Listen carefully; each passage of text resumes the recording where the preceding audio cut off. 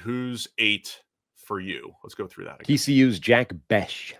Okay, yeah. So Bech was number 10 for me. What do you like about Jack Bech? A lot. I mean, I really like his game. He's sort of, I think he's better at Ibuka at similar things, right? Like they sort of fall into a similar category to me in that I think they're complementary pieces to an offense. They're both, Z wide receivers. They're both the secondary guys. I just think Bech is better at it than Ibuka is. He's got, good size, athleticism, change of direction. It's all kind of above average. None of it's great. 6'1", 214 pounds is his sort of official measurements. This is somebody, interestingly, who, TCU wide receiver. He started off at LSU, and as a freshman, he led their team. So this is back when, they had the Malik Neighbors and the Marvin and the Brian Thomas Juniors. Jack Bech was the guy that led that team as a freshman. That's at least worth throwing out there as a notable thing before he then got kind of buried on that depth chart, swallowed up, and ended up going to TCU. Another guy, and I've said this about at least 2 players already, but some of the best hands in this draft. 1 drop last year, 4 in his career. That, again, is the 2.9% Larry Fitzgerald, 3% kind of world of just freakish hands. He's, for a guy that, 6'1", 214 pounds, sort of white wide receiver, your mind immediately goes to a bunch of cliches, right? He's kind of a load after the catch. Like, he's got 17 broken tackles in multiple different seasons. He's not easy to bring down once the ball's in his hands. Yeah, I agree, man. I think of how many times in this class and looking at drop rates and contested catch rates, there's a lot of receivers in this class that are really high at both of those, or good at not dropping the ball and good at winning in contested situations. And so I think it's a dependable wide receiver class, and Bech is another guy in that mold. I wrote down he's physical after the catch. He brings a physicality to the table, much like when Kansas City added Isaiah Pacheco to their backfield, and it's like, hey, Kansas City is speed and yak, and oh, by the way, you have to tackle this dude running like a maniac out of the backfield, Pacheco. If you want physicality on your team, Jack Bech brings that. So not a shiftiness, just like, hey, it's going to be difficult. We're going to be physical at the catch point. We're going to be physical after the catch. He brings a lot of that to the table. And then for those that don't know, the entire Senior Bowl story, his brother, Ty, was a player at Princeton. He was killed in the terrorist attack in New Orleans back earlier this year. And so obviously that hit the family and Jack Bech really hard. They still went to the Senior Bowl. Mobile is, less than an hour from New Orleans or just right in the region there. Jack Bech goes to the Senior Bowl, has a great week and really good practice week, always doing his thing, contested catches, making big plays, and then has the game-winning touchdown in the Senior Bowl, walk-off touchdown in the Senior Bowl.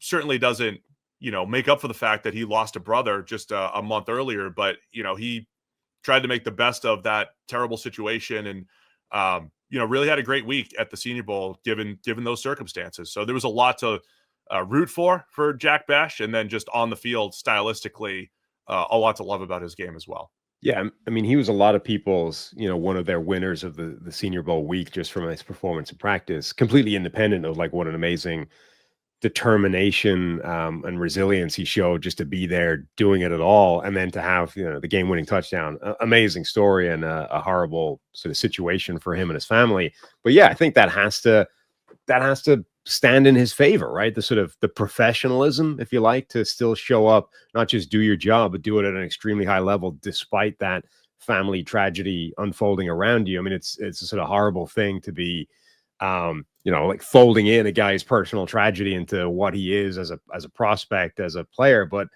it probably has to be a positive for him that he's shown that.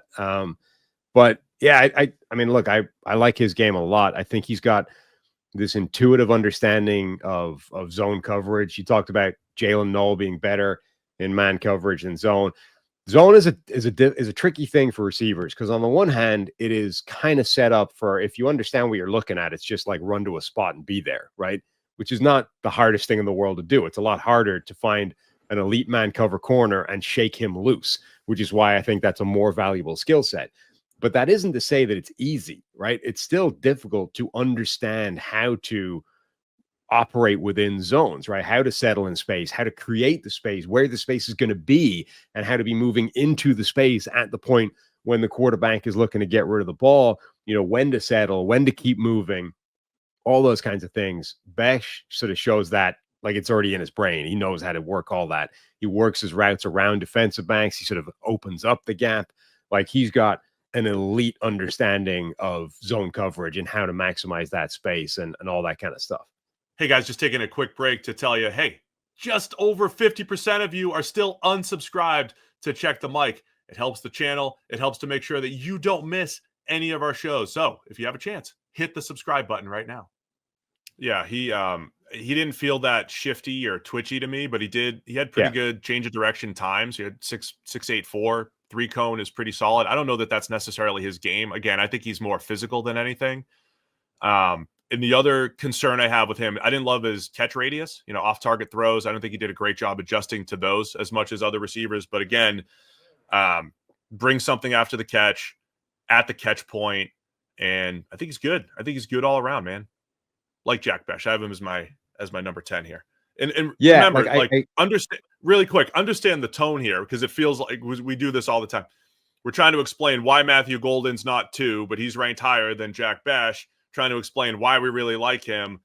We like all these receivers for the varying things that they do well, and just putting them into context relative to others.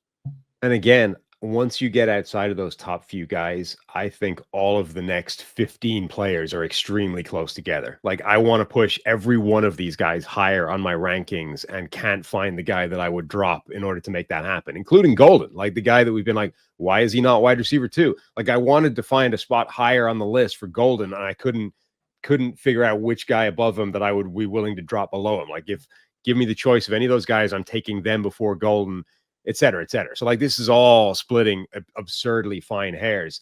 The one thing I would say, I agree with you about Bech. I don't think his sort of lateral change of direction twitchiness is there, but he's really good. His route running savvy and understanding and relationship with defenders is really good. Like he understands how to attack those blind spots, how to make a corner wrong foot himself. Like there's plays where he's got he wants to go inside, the corner is aligned inside. He understands how to like attack that guy's leverage to the outside, make him open up, and then jump back into the space. And does the same thing with, the kind of snapping off his breaking, his routes to create that separation. He's not twitchy and explosive with the change of direction stuff, but I think he's really good at like maximizing that space with understanding his route running.